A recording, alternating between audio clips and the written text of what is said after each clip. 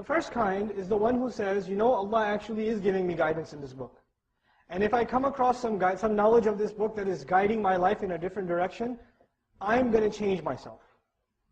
I'm going to try to change my life according to the dictates of this guidance. Because you start reciting this Qur'an and learning it and memorizing it and studying it, and you start realizing that this Qur'an is offering a lifestyle that's going this way and your lifestyle is going that way, so you got to start changing some stuff. So the way you speak starts changing. The way you dress starts changing. The way you eat starts changing. The kinds of friends you have starts changing. The kind of job you have starts going through change. The kind of money you make starts changing. The interaction you have with your family starts changing. And when this change starts happening, the first people to notice are who? Your family.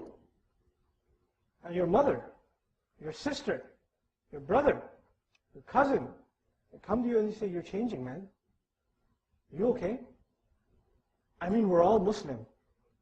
You don't have to be that Muslim. Take the off your face. They'll come to the daughter. The father will come to the daughter. Why are you wearing that on your head? You're not going to go out like that, right? This is America. Don't do that. Who's going to marry you looking like that? They're going to take you away, looking at your beard. They will say things like that. Your family. They're not going to say these things to you because they hate you, by the way. You know why they're saying those things? Because they love you. And they're scared for you. They think you're becoming crazy. And that's nothing new. Whenever people started turning to their faith, what did their families consider? Insanity as the only possibility. And so what happens, especially the young people here, listen up. When you start turning a little bit religious, a little too religious than the rest of your family, or the parents start turning more religious than their kids, when that happens, then those that are not moving at your pace are waiting, patiently waiting, until you get a C on your test. Until one time you snap at your father. And then they'll turn around and say, is this what your Islam teaches you? It is that all this masjid stuff, that's why you got a C. That's why you failed. You know, so they're waiting for your mistake. To blame what? The religion. And when this is going on, this psychological war that's going on in your home, you walk into your home and it's a war zone. It's a war zone. Your mother, your wife, your husband, your brother, your sister, your cousin, your uncle, whoever they are saying the most hurtful, sarcastic, poisonous things that if anybody else said, you would run them over with your car, but then you have to take it from them because they're your family, and eventually, young man, 18, 19, 20, you're known to be hot-blooded anyway, so what do? You snap. You people are trying to make me follow the forefathers and the culture, and I'm trying to follow the sunnah, and you don't even have the right aqidah. Slam the door and walk out. It happens. Certainly does. No, it didn't. But I've seen it happen. And even if it did, I wouldn't tell you. So but this happens. My family just doesn't understand. And now you start attending halaqat and classes and courses, not because you want to attend classes and halaqat and courses, because you can't handle what's going on at home and you just want to be away. Seriously, check yourself. Check yourself. You see, that is the biggest failure of our youth. You have to grow thicker skin.